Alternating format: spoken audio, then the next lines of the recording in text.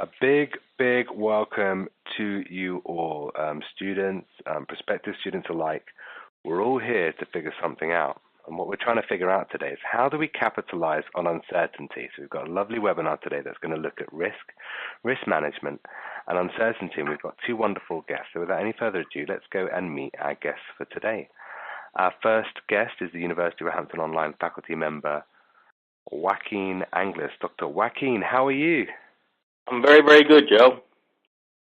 It's lovely to have you here today. Can you just tell us a bit about what you do for the University of Roehampton Online and what your speciality is? Sure. I'm a current instructor for the management program for the online program. I teach primarily the intake module that many students come in and take, the leading and learning in the dynamic era. But I also teach other modules that are just as fun and enjoyable to teach with some of our students. And I've been teaching for the university since the online program actually started. I was one of the first few faculty instructors that were invited to teach in this program, and I've really enjoyed it a lot. I also have my other background that I have is I'm in management and logistics within the Department of Defense, and I've been working there since 1985. But other than University of Roehampton, I also teach at University of Liverpool and other schools in the United States, primarily concentrating on leadership and management. All right, thank you very much. And we've had several webinars with you, Joaquin. It's been a pleasure because we've covered in our series already change management, which is your real speciality, as you said. You've been working with the military there on that one. We've checked what else we've done. We've done shared leadership as well. That was fantastic. And now we're on to risk. So we're kind of doing a bit of a tour around business theory. So I'm looking forward to that. Now, to all our audience members today, this is an interactive session. You'll see there's a little blue box with Ask a Question. If you have any question that comes up from listening to our guest today, just on risk or uncertainty, or maybe you're thinking of taking a big endeavor. It might be an online course. It could be something else if you're studying on that course already. Put that forward to us, and let's see if we could work it out together with some of our risk management strategies. And we also have a very different guest today. We have our management faculty, but we also have an MPH student. So we're kind of going in very different directions, looking at risk from different angles. So we have Florian Stummer. And hi, Florian, how are you? Hi there, Joe. Greetings from Austria. I'm fine. It's lovely to have you here today. Can you just tell the students a bit about your background? What do you do for a living, and where are you in your program? So for me, I'm actually part of the medical directorate of the rural hospital. I am a trained science journalist, and I have a very colorful background, but now my ship is bound for its harbor, and it's there in healthcare. Now I'm actually in module, I just finished module 7, the research proposal module, and now entering my master thesis phase. And I'm absolutely eager and curious what's up in front of me. Lovely. Have you decided what you're going to cover in your master's thesis? Yes, actually, I'm working on this since module 2. Because I found very soon in the program that I have to concentrate on a special niche. And for me, it's development and implementation strategies of primary healthcare centers in rural areas of Austria, because it's a completely new approach to change healthcare in Austria, and it's like inserting a new gear in an already running motor. So absolutely, it's pioneer work. Thank you, and thank you for being here today. And we're going to look at some of the risks that you take and you've taken in your life as well, because you like putting yourself out there a lot, Florian.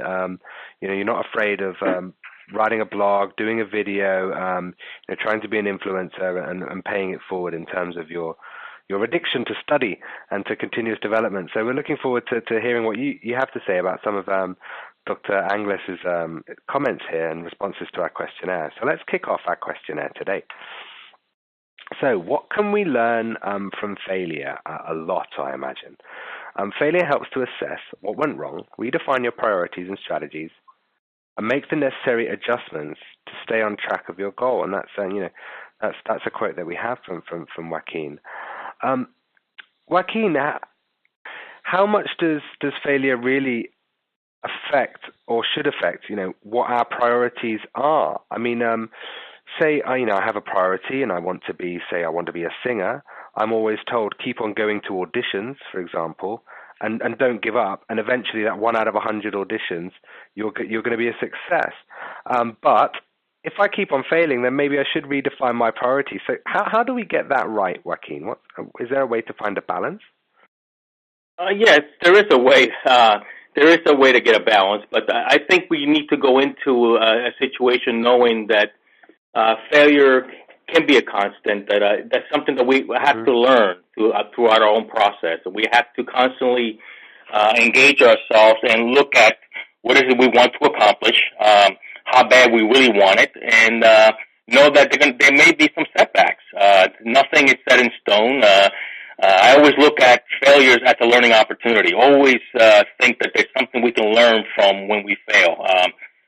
When I was a young kid in school, my father taught me, you're not going to pass every single exam, but you need to learn how to do better and what it takes to persevere and continue on to do well. And no one plans to fail. No one wants to do better on things, but we have to constantly say to ourselves that things may not always go according to plan. So, to answer your question, how do we find that balance? Well, the thing is, how bad we really want something in life, and should we give up on our dream of really wanting to grasp that within our soul? Sometimes it takes many times before we can actually move forward.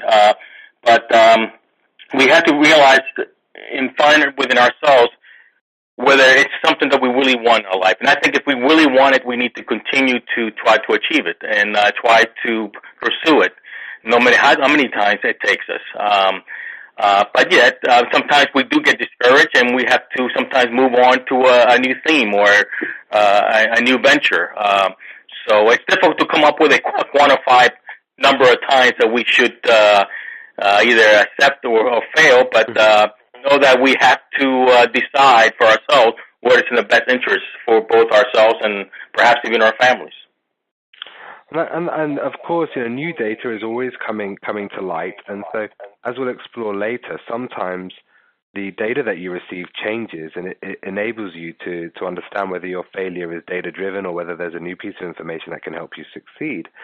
It reminds me of the Samuel Beckett quote: "Ever tried, ever failed, no matter, try again, fail better." Would you agree with that quote, Florian? Yeah, absolutely.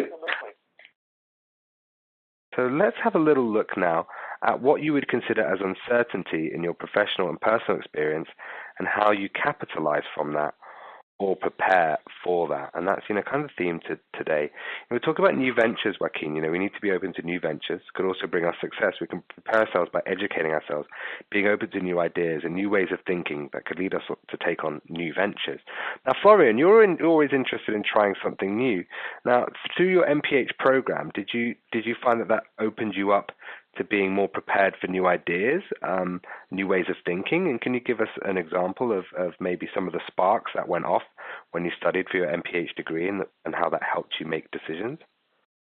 Yeah, actually, this was quite an interesting statement you just gave here, because for me, I just thought failures were in my world never existed, because my grandmother always told me failures are just a way of the universe to tell you that you're just not there. So you have to become who you are, go forward, like Nietzsche's quotes. And for me, the studying medicine in the first place and accepting that I will never ever become a doctor in the classical way, and that I have to look on it on a more global scale, I understood that this is my natural way to come forward, to get forward. The program itself showed me, it showed me the big world in some way, because Austria is a very tiny country in the heart of Europe. Everything is fine, everything is perfect.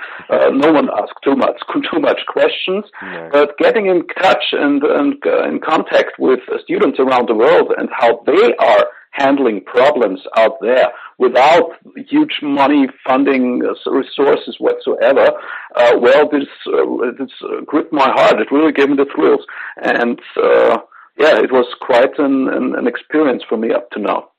And that's it. Sometimes to take a risk, you have to feel invigorated and willing to take, what is, a daring move. And so, I think it's nice that you're finding inspiration from your fellow students there. So, I write down what I can win, this is you, Florian, and what I could lose if I do something. If I really want it and I can see me crossing the finish line, I have a closer look at the lose side and think of how to turn the loss into a win. And by the end, if there are no losing points anymore, I feel safe to start. So it's kind of a process of elimination where you're looking at pros and cons and then just being very logical about what are the risks, what are the rewards. Now, Joaquin, is this a very practical way to start really looking at day-to-day tasks and things that we do and decisions we make? Is it easy just to get out a list and start really just thinking about stuff in a linear way and writing stuff down? What is the actual risk if I do that? Is this an effective method?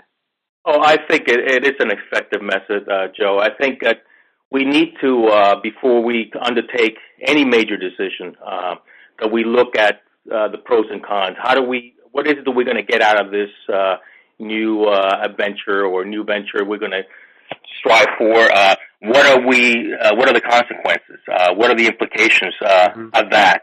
Because it may not turn out the way we may want to, and we need to consider the side of the negative effect if it doesn't come to fruition. So we need to sit down and really. I don't sit down constantly and write everything down, but I try to reflect on what are things that can happen that can go well, and what things that perhaps, because of this decision, can have a negative effect. I need to weigh those risks. I need to weigh that, whether that is something that I should perhaps move forward with it, or perhaps reconsider. And sometimes we have to reflect for some time before we can decide. But yes, I regularly reflect a lot and try to use that method to try to understand what is it that I will win out of this process, and what are the stakes of possibly losing if I choose to move forward with it. Exactly, and it could be even a decision where you have to decide between two things that you don't have the time to do, and you only can pick one, and you can say, well, I want to do both these things, but I don't have the capacity to do them. So, what is the advantage of me doing step A or step B, and what's the biggest return I'm going to get? And so, often that is easy enough to do through a list. And so it's a good idea, Florian, to start charting your wins and losses. And when you don't have any losses in that column, then well, you're on to a winner. So what is the biggest risk you've ever taken in your personal life and or your professional career? And that's the next question for today, getting a bit personal, I guess. And what I found particularly interesting for you, about your story, Florian, and you touched upon it earlier, is that you started med school when you were 30 with the goal to become a doctor. Yeah. And then after 3 years, you found out that's never going to happen. Now, I had some doctor friends. Most of them knew they were going to be or wanted to be a doctor from the age of 14, 15, I think. A number of them are now doctors, not all of them. Can you just tell us a bit more about this path? Because you're still working in healthcare, but not as a doctor. So you found your niche. Can you just describe what happened? Well, actually, it's a really fun story, because there was a time when I was called, when I had a second name, and the second name was Florian, not again, Stummer, because every time when I went to my parents and said, I don't think that's the right thing for me to do or to learn, oh, not again, when will I have a win, or when I will have across the finishing line. No, you see, as a science journalist, I really had a touch, and then it was really great for me to work in this biological, medical, physical things, all the nature sciences. And then I had a magazine, a journal for myself. I was chief editor. I sold it. And then there was the big question with 30 years, I just met my now wife, and I want to do something for that. I want to change something for myself, for our lifestyle. And so everyone told me, you have to become a doctor because there are so cool chances to in the system. But throughout the studies, I recognized that I was lied to. Because in the end, it came out that all those youngsters with 22 years, 23 years were just educated to become a system. They just had to transport the system and keep the system alive. And with my 30s, I have seen something, and I knew which risks they would take for their lives doing this and getting out with 26 years old, and then are standing in the operation room, in the operation theater, working up to 50, 60 hours a week, and they put away their lives. And then there was I asking professors and instructors in the room and in the practical trainings, what's the sense of doing this? I don't understand it. Of course, I want to help people, but on the other side, we completely lose the big picture. That's not possible for me and in my understanding. Yeah, so I don't know which one was harder, telling it to my wife or to my parents that I will go to London and do this public health master. And now in retrospect, I must admit it was the best decision I ever made, because as put it forward, this line I take and this win-lose situation, I always work with worst case scenarios. And so I sat down with my wife and we went through all the worst case scenarios. What is the worst thing that could happen? And as we had no children up to then, there were no really dangerous worst case situations. Right. Yeah, and so I gave it a go. You took a risk, and that was your risk assessment, and we're glad that you're now standing on the precipice of getting that certificate, and I hope we see you on campus and graduating with that certificate in your hand very shortly, Florian. Yeah. What I like here is Joaquin, your big commitment, your big risk was to pursue your doctoral program. What were the kind of options that you were weighing up in terms of your risk assessment, and obviously, what was the reward versus what you put in? Well, for me, I had the pleasure of being inspired by a lot of professors when I was taking my master's program. I really, and they really inspired me to teach. They felt that I had the skills, that I was the type of person that could really do well teaching, and that really gave me some passion that I really needed. And I always felt behind myself that I really wanted to do more than just get a degree and then go get a job. I felt that I wanted to give back and help others that have helped me. And that really got me going, and I started searching and reflecting on whether, getting up a PhD will be something that I could actually accomplish, because I know the level of commitment it takes. I mean, the instructors that taught me, they really painted a very a line and showing me, this is what it will take. I mean, it's a big, major commitment. Along those side, it takes a major financial commitment that I would have to take. I mean, I have a family. I didn't make as much money back then, and I had to consider, to make this investment that take away things that I normally would have done with my family to pursue this dream that I had, and whether that the risk is worth the reward. And it wasn't just that the possibility of perhaps getting a more financial gain down the future, but that I really wanted to teach. I really wanted to reach out and make this dream possible, this goal that I had possible. And I consider all the facts. I tried to. I even got a bank loan to try to Wow. to look at into my situation and see if I can go through this whole program and not really put my family a burden. And I looked everything, I weighed everything out, and I decided that I felt that it was a good decision because in the long run it would give me an opportunity to teach and also get compensated for that. And I think it was a good decision in my mind. I love to teach. I have passion for what I do. And I can honestly say that it really taught me a lot about myself. It's given me an opportunity to interact with students from all over the world, which has made it very rewarding to me. And I feel that now I'm more financially stable than I was ever had, only because I was able to take that chance. I took that opportunity. I felt that it was at the right time in my life to do it before I had kids. And I discussed it with my wife, and I took the chance, took the opportunity, and I don't regret it. I really feel that today I'm so happy that I'm able to give back and really help others in my quest, because other students today have the same journey. They want to have the same opportunity, and I think education is the proper way of moving forward with your life and making something out of yourself.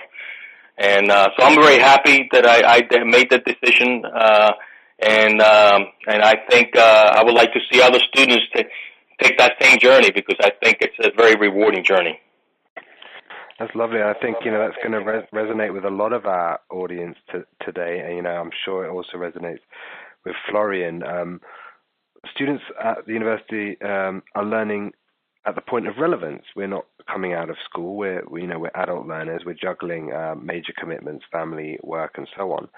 So really, just the master's in itself is a risk. It's an undertaking. It's a financial commitment, just like Joaquin said, as well as a time commitment, and you need support, and your family are going to be the biggest support unit you could imagine through what is it, 2-3 year course, or if you go do a PhD like Joaquin, it can take even longer than that online.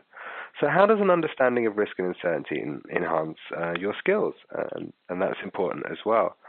Risk and uncertainty are not the same. Uncertainty can be considered a state of having limited knowledge of current conditions or future outcomes. It's a major component of risk.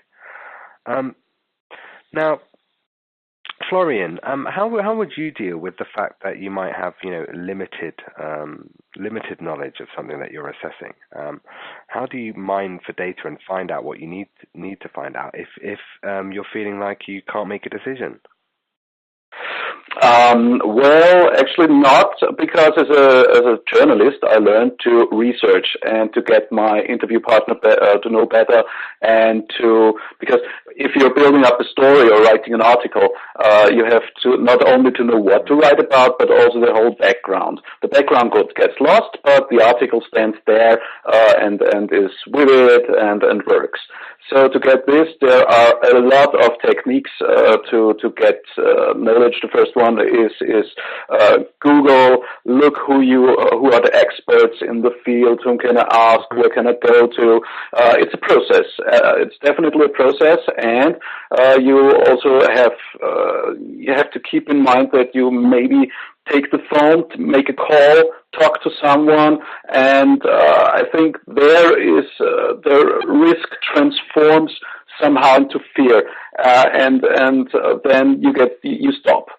I think as long as you can transform fear into curiosity, keep your vision and your desire alive, your passion alive, as long you will always win, and you will get enough information to convert risk into another way of an experience. Yeah, I think that's fantastically said. I mean, research. I mean, you're all, if you're looking to do a postgraduate degree, you're going to have to research. When I go and do an assignment, I don't know if what's reputable. You mentioned Google there. I go to Google Scholar and I look at how many people have cited that article. If they've cited that article, and there's a lot of people, it means it's probably quite reliable. And so it's all about smart work as well as hard work. If you're going to do a risk assessment, you need to say, well, where's the most reliable information coming from? So if you're good at assessing uncertainty and risk, then you have to be good at assessing information and computing that information. Now, in terms of what we said before, exploiting uncertainty, we have a lovely quote from you, Florian. I think the sooner one starts to subspecialize, the better. If you're king of your niche, you can capture other niches. Joaquin, how important is it that in today's market where competitive advantage is very difficult to sustain, how important is it that people own their specialization, that they're subject matter experts at this level and they own their niche? Well, I think it's important to have a good understanding of what is it you have to offer, and the level of specialization that you have that brings you to the table when you're perhaps even competing for a position, for a job. I mean, I've been in many job interviews with interns, and I always ask, what is it that makes you stand out apart from anybody else in the room? What is it that you bring that is special to you, that I should listen, that I should hire you as an individual? And believe me, I get a lot of different definitions and different views, but I think you have to sell yourself. You have to talk about your specialties, your competencies, and what is it that really sets you aside for someone else that's really trying to get the same position you are. So I think it's crucial. I think it's important that you bring that to light and allow other people know what is it that makes you who you are as a person, and that specialty that is important to you. Exactly. I mean, we can all develop certain risk-averse behavioral attributes and skills so that we can actually stand up to risk because we have the skills for a turbulent landscape. So let's just drill down into more specifics here. What is risk mitigation or risk management? Joaquin, you describe risk management as the process of identifying, assessing, and prioritizing risks while designing a good risk management plan for minimizing or eliminating them all together. So this is kind of, summarizing, we've been chatting about it, casually here, but this is really a summary of everything we've just been speaking about. Would you agree, Florian? Identify, assess, prioritize, minimize, and eliminate risks. Yeah, absolutely. Well, let's then drill down and look at the main elements to consider in risk management. And here we have, a bit more of a heavier look at what we have. So we're going to read this out here and really kind of drill this into us. We must fully first identify the critical assets that need to be protected. Let's look at customer information, critical business processes, financials, etc. So that's going to resonate with a lot of you out there that are working within your office. You need to identify the critical assets that need to be protected. Okay, what's your bottom line? Things that you can't do without. Identify possible threats associated with the critical assets and identify the possible impact. You need to find the implications, the probability of these threats taking place. So we've identified the assets, we've looked at the threats and the impact. So now what we have to do is we have to apply controls until the risk can be reduced to an acceptable level. Then continuously test the accuracy and effectiveness of that control system. Then it's a reiterative cycle of sense-making where we're continuously monitoring the risk management program and periodically review critical assets and threats. So identify the critical assets, look at the threats and impact, apply the control, test the accuracy, and monitor that. Now, is that a pretty standard approach from a project management perspective there, Joaquin? Oh, yes, it is. We teach that a lot in the project management program. And it's a good process to go through. I mean, we need to definitely understand what is it that we want to protect all the time. What is it that we are critical about? I mean, if you look at our organization, what important processes do you want to ensure do not go wrong? I mean, your software, your management programs. What is it that you need to really protect to ensure that no harm comes to it? And then go through and identify the threats that are taking place, that could take place, that could possibly harm the organization. The impact of that. I mean, what are the implications? Will you have an outage? Will you be able to lose productivity? You know, what other financial burdens can cause from these possible threats? Then we need to really sit down and understand how do we control this? What is it that we need to do to ensure that we reduce these threats to a very minimal level or eliminate them altogether? And then we constantly test for accuracy our controls, and then go back and monitor again, make sure that we look at the risk and the threats continuously. I mean, because the environment changes. There's always constant change in the environment. And we always got to look at what is happening externally and internally and revise and update our plan. So this is a continuous process that should be molded into within the organization plan. Now, there's a lot of organizations have different models, and we will talk a little bit about models later, but everyone will use this same type of approach when they're looking at risk and possible threats. Lovely. I mean, this will certainly resonate in the banking sector. If you look at, subprime mortgage crisis or, crisis of 2008, you think everyone thinks the market's doing well, business is doing well, GDP might be growing, but what's being continuously tested in light of new information? Are we continuously monitoring our markets, our positions, our sectors? And so, this is quite vital to risk management, is that it's not static. It's not you just put a fork in the ground and say that's it. You actually have to continually understand the situation and the fact that it's possibly changing. And the question is, will a master's degree really help me better understand that, better understand risk management? We have here from you, Florian. Yeah, many of the courses offered within the MBA, for example, project management and the strategic supply chain management programs cover many of the principles and frameworks of risk management. And once you've acquired these skills, graduates can apply their risk management skills in a number of settings with employment opportunities. And this will be nice for some of you. As a credit analyst, many of you might be that already, risk manager, financial consultant, and many other career opportunities. Joaquin, away from management and public health, do you also feel that looking at those 5 points that we discussed and taking your master's degree also equips you in a different sector to have the same advantages?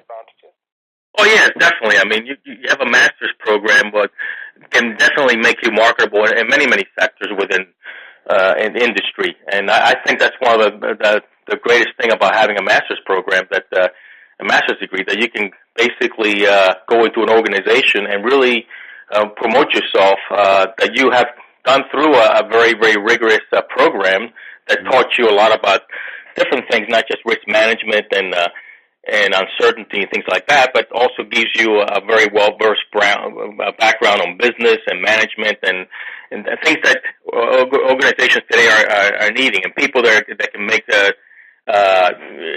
can actually bring solutions to problems and make decisions. I mean, that's what employers are looking for today, that people are able to come in an organization and be able to create change and have that level of skills that they can make decisions. Well, I think that's very accurate. I mean, Florian, would you say that's correct from your perspective as an MPH soon-to-be graduate? Well, actually, yes. What I understand now, and that's really cool because I just this idea just came into my head, is that making decisions and taking risks, you always have to think about in a company, then you affect many, many lives, many, many people if the risk was miscalculated or if you just take a risk for the sake of taking a risk. As long as you're an individual and doing it for yourself, it's always easy to change things and go other ways. But as soon as there are more people engaged and have problems, if you take the wrong risk management, then you're in trouble. And so you have always to think about, is it an individual decision for myself, or is it a decision where others can be influenced negatively in their lifestyle and way of life? Exactly, because a risk assessment isn't just about the risk on you, but it's also the risk on your stakeholders, whether that's your family, your colleagues, or those that are immediately impacted. You say here, even on the program, stuff that you learn naturally, like time management, academic writing skills, gaining knowledge. The more you know, the safer you are.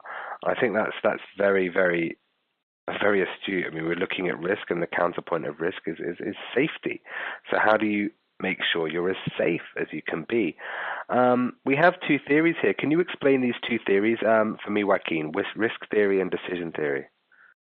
Okay, so let's look at both of these theories because they're both taught very heavily within the program, the management program, but actually our program will expose you to different theories. But risk theory is concerned with making decisions to manage uncertainties along with their consequences, while decision theories, as many theorists have taught us, help you to evaluate choices people make while helping us calculate the consequences. So it really focuses a lot on consequences and uncertainty decisions. That's lovely. So in terms of calculating the consequences, how would you do that? Is that some kind of it's almost a way of predicting the future. How do you assess what a consequence of an action will be? Well, there are a lot of variables that you have to consider. I mean, there are a lot of models that do this for you, but that actually will go through and will look at your business processes and will look at the specific variables that you need to consider, and then from that point on, come up with a tabulated list of possible consequences. If you have taken a risk on point A, what would that give you, provided these consequences that come to fruition? So it's really a model program that a lot of organizations use that really evaluate different variables within your organization, and a lot of them are mapped directly within the organization because every organization is different, will have different processes, business requirements, and different policies. So you want to map, you want to get an understanding of the possible consequences based on those variables that you have to define. Lovely. I mean, we have these frameworks as well that kind of have that in a templated form. You discuss here the asset liability management framework, the SAS model risk management. What is the asset liability management framework for those of us that aren't familiar? That's basically nothing more than the practice of managing risk that arise from the mismatch between your assets and your liabilities. So that's basically a financial model that a lot of organizations use. It provides you a framework for doing that level of mismatch. What is the mismatch between your assets and your liabilities? And what are some of the risks and what are the attributes that might come to fruition if you have a mismatch between one of them? And then you also have... Go ahead. So what is the SAS model then? And the SAS model, it's used by a lot of companies today, but that's more of a management model that looks at the centralized model of perhaps of an inventory that supports your internal policies and your procedures across all the business units, and then it keeps organizational leaders alerted on the possible risk that they can gain, so they can gain valuable insights so that they can make a precise decision. So, in other words, it looks at your entire business processes, all your policies, all your procedures, and then from that point on, then looks at your possible risk categories that you, as a leader, need to have a good understanding of, because some leaders come in an organization really don't pay very little attention to these risk variables. I mean, some of them will come into an organization, don't understand that you could have a disruption that could really, bring down your productivity to a certain level. A lot of leaders today put a lot of faith on other people to make those certain decisions for them, but you have to, as an organizational leader, have to have a basic understanding that there are risk categories that have to be addressed and have to be evaluated continuously, so you understand what could happen should so you have to make a decision. So you have to evaluate your risk-reward decision based on these risk variables, and that's what the SAS model does for you. It gives you an identification of all the types of lists, of all the types of risks that could come to fruition within your organization based on what you have put into it. Okay, so it's where you input the variables, and then it does an assessment based on those variables of possible outcomes. So that's covering the questionnaire. So thank you very much for that. I just wanted to touch on this small case study that we've asked from you, Joaquin, is KPMG, which I believe are auditors, if I'm not mistaken. KPMG were part of the Big Four auditors until they became the Big Three after Anderson were caught shredding Enron's documents. I don't think I have to say the word allegedly. And then they were moved, and now it's the only Big Three auditing firm. So actually a real big major player, and they might even have the tag "too big to fail" set by the FSA. Can you just outline here the scope of this project, what it was, and the challenges? Actually, it was an interesting case because the company was actually working in a very declining market share at the time, in a very competitive environment, and needed to make decisions whether to stick within that type of environment, which is a very declining market, or take a major risk and enter the new era of technology. They were not really sure at the time where this level of risk, making this commitment to new technology was the right decision. But they felt that if they stayed within the environment that we're in, they were going to keep losing market share because they were in a very declining role. They were not moving forward. They were not being innovative, and so they consider making this change, but they had many challenges. And the many challenges they had was that the company really had very little understanding about risk, and really failed to understand and anticipate what risk was, and the level of risk that how that risk was going to affect them, and within their decision making. They needed a clear understanding of accountabilities and risk management. Very little. They didn't have anybody in the company that really was a risk management person that you can go to, that you really had a really good understanding of what risk management was all about. They did not understand seriously how to focus on different risks, including any external forces, and that impacted the strategic piece of the strategy. Operational and financial risks tend to interact with each other, with one another, instead of being looked at separately. The company governance structure also did not have a robust risk management process, like I told you. It wasn't an established risk management team that should have been part of this whole process. And risks that were unlikely to have a large impact on the company were heavily controlled, while those long-term impacts, such as evolving technology, were completely overlooked. So they had a lot of challenges they had to overcome, but they went through and did what they had to do.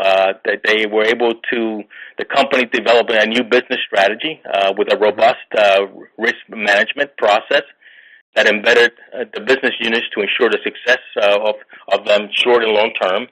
And then they develop a risk appetite to assist all parties understanding its position of strategy, and understanding that they were committed to ensure the right quality measures were there. The company made a big commitment to ensure that they were present. And then they created a control framework that determined that what metrics needed to be looked at, and what existed already, and what they needed to be looked at to build an early warning system to address risk. So I thought it was an interesting case because they really were in a position to really disappear, just like other companies had problems, but they were able to make these changes because they were able to look at risk management as a key to moving forward in the decision making. Now, I really like this because, through this case study, we've touched upon exactly what we were referring to earlier: testing, the accuracy assessing, going back, monitoring, initial identifying and research. And you've also touched on some issues that are systemic or structural that would make it difficult to bring in change. There would be some change resistance there, governments, the governance structure, etc. Now, this is pretty typical, actually, of what we teach within our classes in terms of how we look at an issue, we look at the theory, and then we break it down using case studies. Would you say this is pretty much how we learn online, Florian?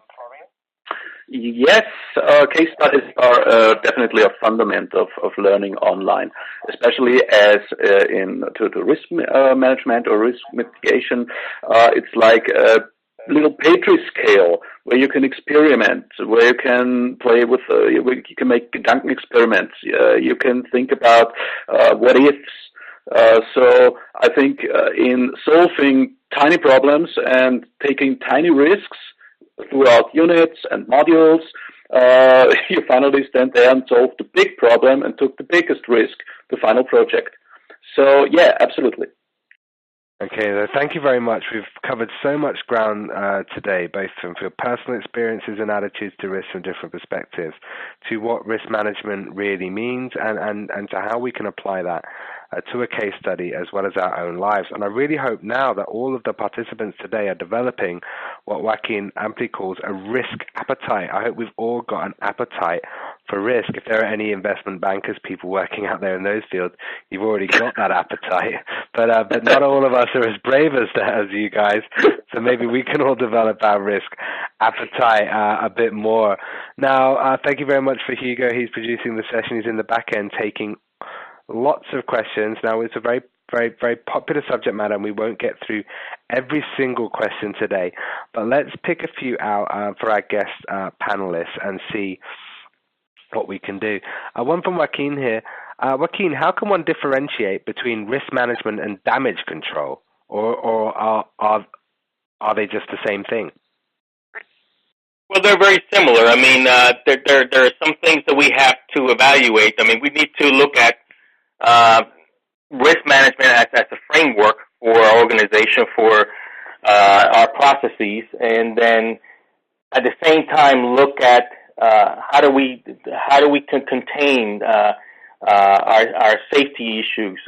So maintain. When we look at damage control, we're basically looking also at safety. I mean, and how do we take precaution so that we make sure that we mitigate any possible risk. So I think when we do our risk management process, we look at also maintaining some damage control and looking at the possible safety items that have to be protected, that have to be ensured that we take account for.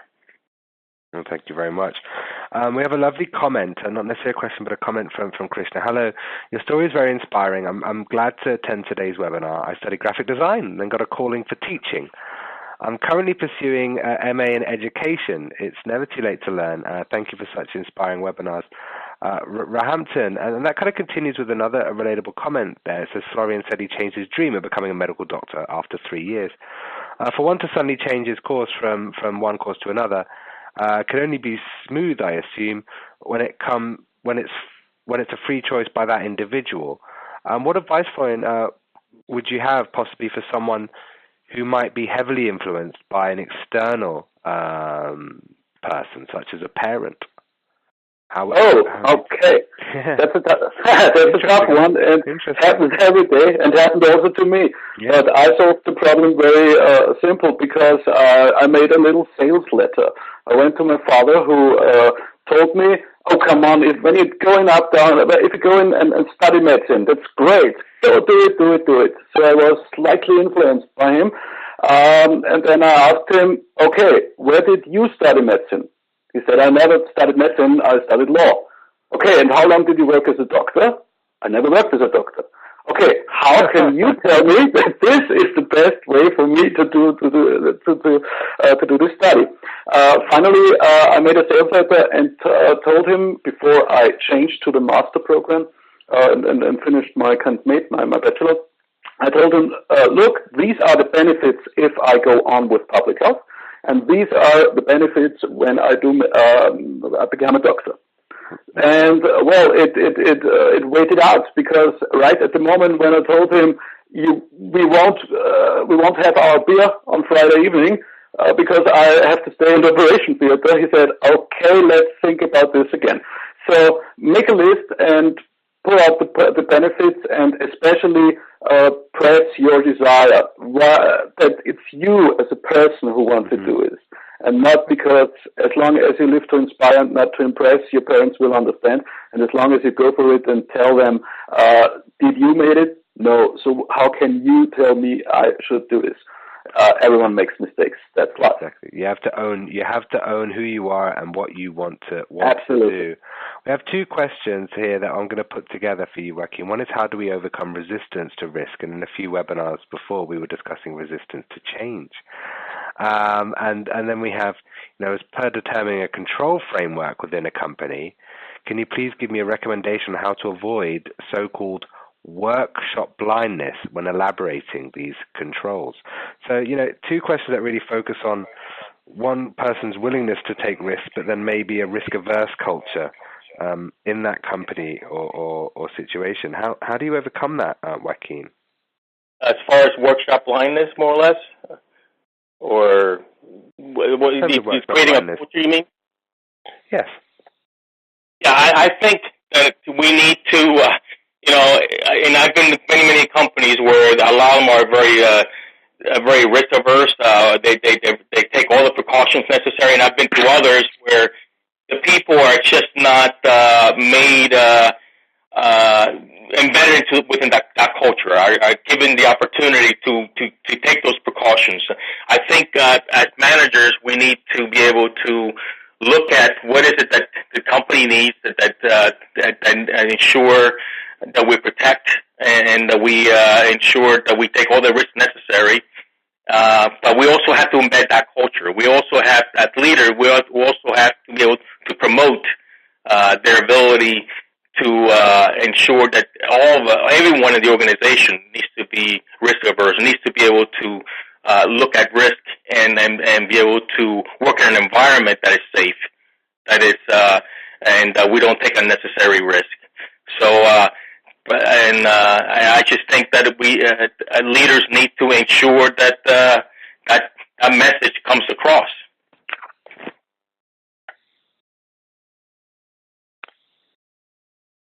Does that make sense?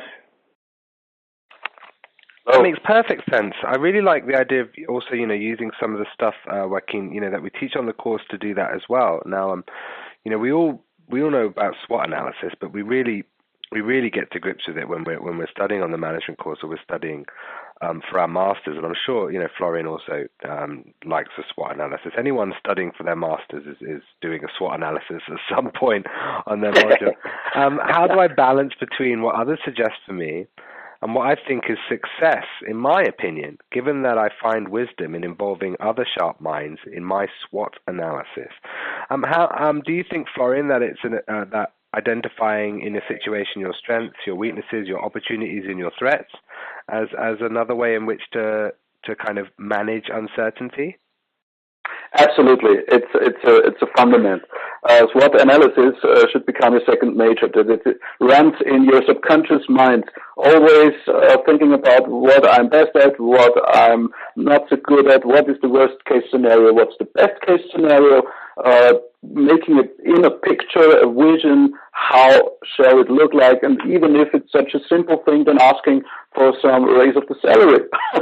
I mean, if you don't envision it, how you're sitting there talking to your boss, explaining why you are worth more than before, even if you have a master. As long as you can't envision it, you won't do it.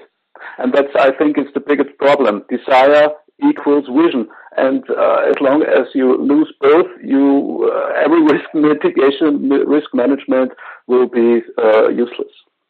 Thank you very much. Now, we looked at decision theory earlier, Joaquin. Now, someone, maybe with a bit of more of a mathematical mind or works in finance, is decision theory a numerically based model, or can it be? It is actually a framework of logical and mathematical concepts, really. It's aimed at helping managers in formulating rules that may lead to more a certain course of action, but it does take logical and mathematical concepts within this framework when you look at decision theories. Okay. And it looks at uncertainty a lot. Well, that's it. And so many of these models are actually, when used for banks or financially, are actually algorithms or formulas that are taking, real-time live data. Some of them are very sophisticated, or they can be as simple as a list of decisions that you have to make. We have another question here. In terms of the win and lose list, Joaquin, do you see this simple way of categorizing risks as effective for project management? Someone said. Yes, yeah, I do see it, but we also should utilize some of the other models that you're going to learn within the project management program. But I think, I think it's a good starting point to start looking at that type of framework that Florian discussed, but also coincide that with other models, and know that every single model is not going to apply exactly the same for every situation. We need to look at this for that particular situation. Perhaps maybe a win-lose framework could be just as good in a specific operation, but perhaps you may need more detail, more in-depth understanding of the threats and level of risk by looking at having a better model that will give you all the different variables and categories that you need to look at within your organization. Thank you very much. One final question we have, because we're running out of time, coming to the top of the hour here today. We have a lot of inspiring stories from a lot of you students out there who are actually feeding back how you're learning the skills on the programs now and becoming more capable of dealing with uncertainty and risk. One question I'll leave with you, Joaquin. Should more companies bring into awareness these risk control strategies and models? Absolutely, and that should be done. That should be embedded within the culture of the organization. I've seen many leaders that come in, and like I said before, they really depend a lot on other people to do the functionalities for them.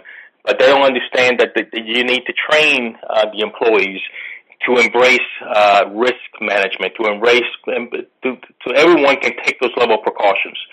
Because all of them are making major decisions. Some of them are making major decisions that could put the company at risk. Well, if you're not teaching them risk management and explaining to them the importance of evaluating certain level of risk and what consequences that could bring, they may not be able to make the right decisions for you. But I think it all starts with the culture. I think that it all starts with having the leaders that really train the employees and get them embracing a risk management process. I mean, I was years back. I was involved in a major change for an organization that went to an SAP enterprise resource planning change, and really did not overlook the possibility of having perhaps a backup system just in case you're turning the switch off one day and turning a switch on with another system the next day.